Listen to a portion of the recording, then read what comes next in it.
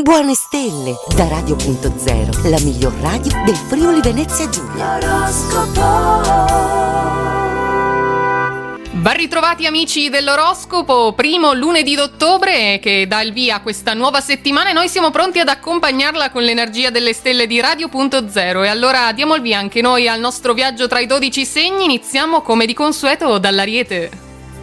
Bersagliati da Mercurio in Bilancia, rischiate di parlare troppo e a sproposito. Moderatevi se non volete rovinare l'atmosfera magica con il partner.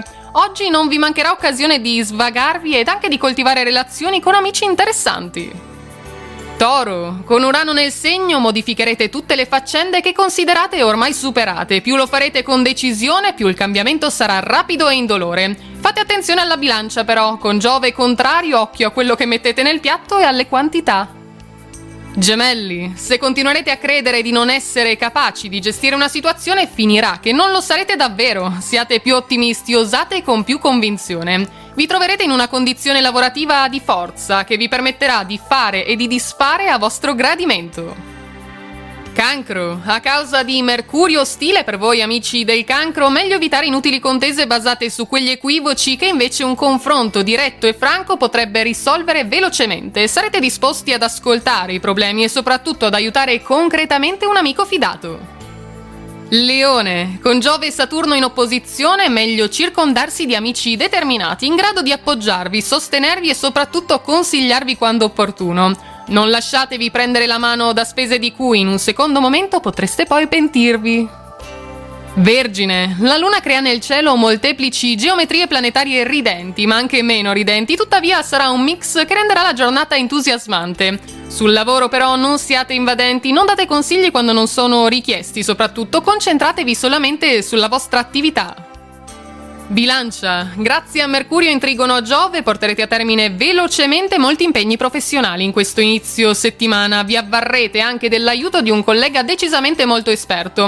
Non accantonate una vostra esigenza perché vi ritrovereste poi a doverne soddisfare una invece di qualcun altro. Scorpione, la Luna vi è amica in questo lunedì, ma con Giove contrario dal segno dell'Acquario, se dovete discutere di questioni legali non aspettatevi grandi risultati. Con le vostre stelle in ambito economico si consiglia una certa cautela e in più ordine nella gestione del bilancio.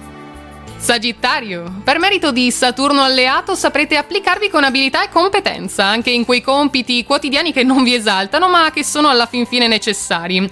Riuscirete a dare il consiglio giusto al momento giusto, anche non essendo coinvolti in prima persona direttamente a un amico in difficoltà. Capricorno, una storia d'amore appena iniziata, grazie ai favori di Venere in Scorpione, inizierà a prendere una piega intrigante, proprio come desiderate. Vogliosi di novità nella vita a due, trasformate le vecchie abitudini, osate sempre di più, ma insieme.